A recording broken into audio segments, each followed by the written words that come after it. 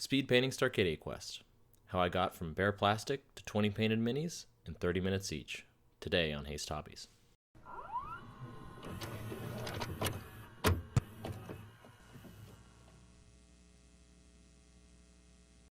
This tutorial will heavily feature silly putty and airbrushing. If you can't afford your own silly putty and can't bring yourself to abscond with your child's silly putty, you'll have to improvise some of these steps. I'll also be using odorless mineral spirits and oil paint. Alright, so the general plan is to underpaint the mini, tint it its main colors, detail it, and then give it a wash. More specifically, the steps will be prime, Zonithal highlight, dry brush to complete the underpaint, airbrush glaze on the main colors, paint the details, varnish it to protect it from the subsequent oil wash, and then varnish that to protect it from grubby fingers. First, we wash our minis to remove any residue from their overseas manufacturing, mainly mold release agent that would inhibit the effectiveness of our primer, but also anything else that might be. First, we prime.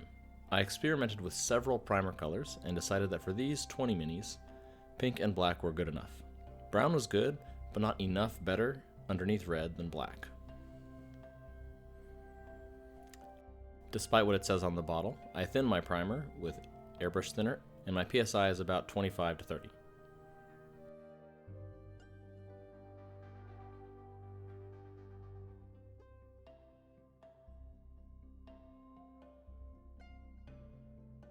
I clean my airbrush before beginning this process, and to keep it clean, every time I change colors I do a little ritual.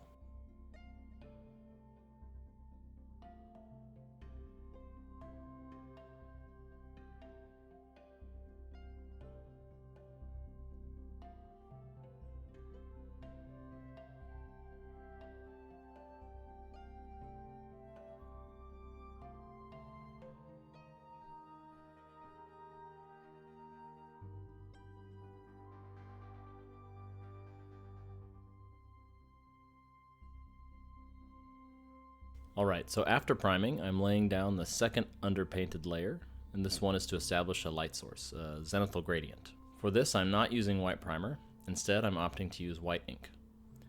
Ink is not as strongly adhesive as acrylic paint, and it is very glossy. If you don't want your ink to rub off at the lightest touch, and you want it to be less glossy, consider adding some matte varnish to the ink before applying it. This will improve its durability and reduce its sheen.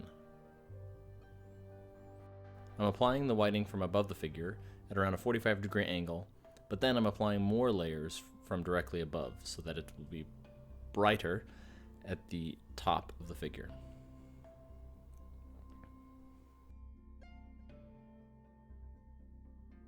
Then I clean the airbrush. To wrap up the underpainting, I give most figures a dry brush, that is, any figure that has enough details or harsh lines to catch any paint. On the very rounded, smooth figures, I don't dry brush them at all. To dry brush, acquire a soft bristled brush and thickish paint. Moisten the brush with the paint, then unmoisten the brush on a suitable surface. Now flick that brush back and forth over your figure, and watch as white paint slowly builds up on the edges.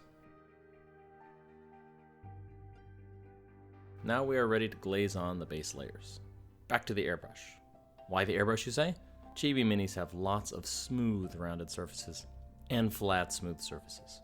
And the easiest way to get a smooth coat of paint on a big smooth surface is with an airbrush, hands down.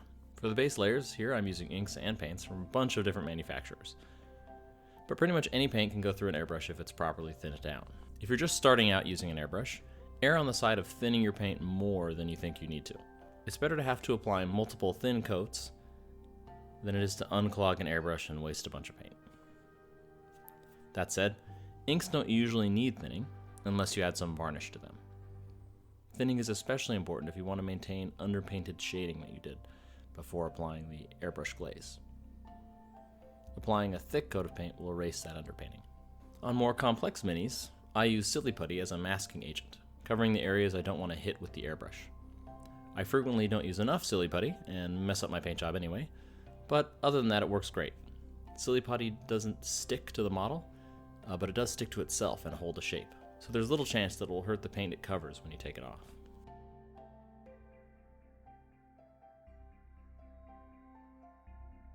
After trying to get a smooth orange with brush painting, I gave up and switched to an airbrush, and mask off most of the mini, missing some parts, but I do find it much easier to get a nice, even coverage of the orange with the airbrush. For the chibi eyes, I'm doing a 3 to 4 color light reflection thing. On the octopus dudes, I base the eyes with green, then mix green and yellow for the first highlight, which I apply thinly several times, kind of in a crescent shape. Then using pure yellow, I make some reflector dots, and then using a smaller bit of off-white, I make another reflector dot opposite the yellow dot. I'd say they are serviceable chibi eyes, and his pupils will be coming later, during the oil wash stage. I do a bit of edge highlighting with an off-white.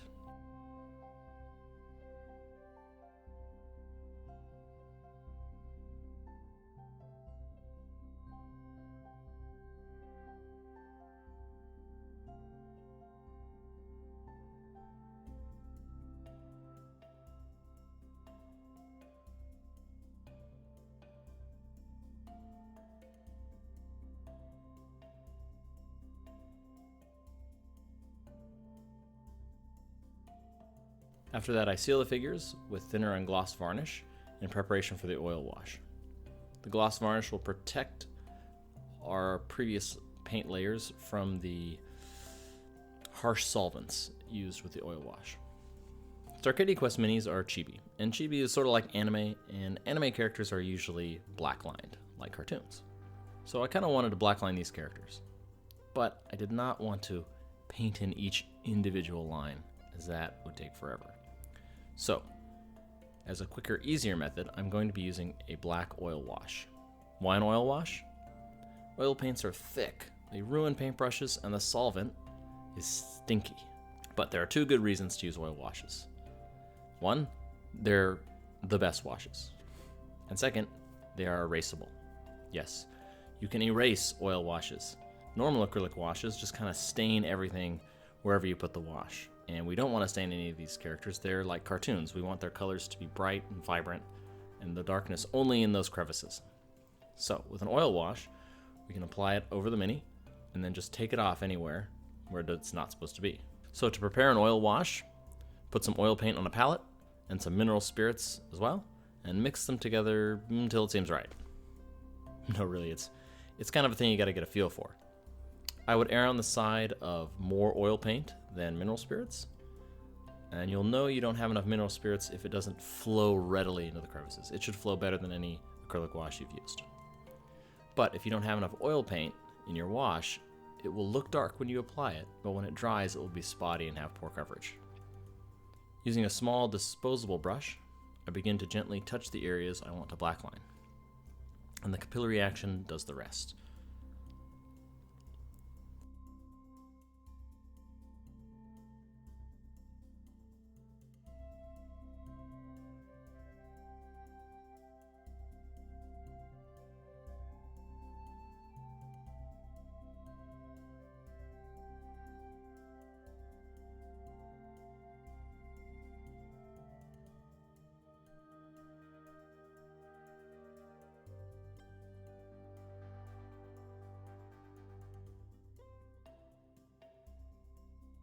After that dries a bit, which takes maybe half an hour, and you've got a long working time. You've got many hours to clean off this oil paint. There's no rush.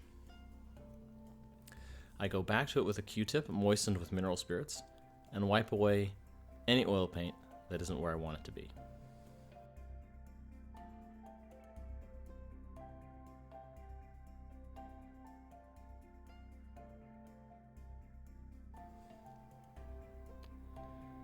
I give that several hours to a full day to dry, maybe even under a fan, because oil paints take longer to dry, before I apply the final varnish.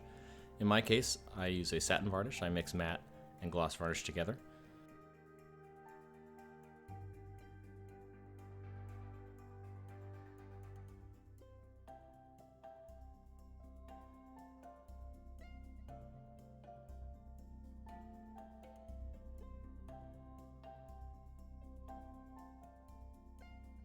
And that wraps up how I painted these Starcadia Quest baddies.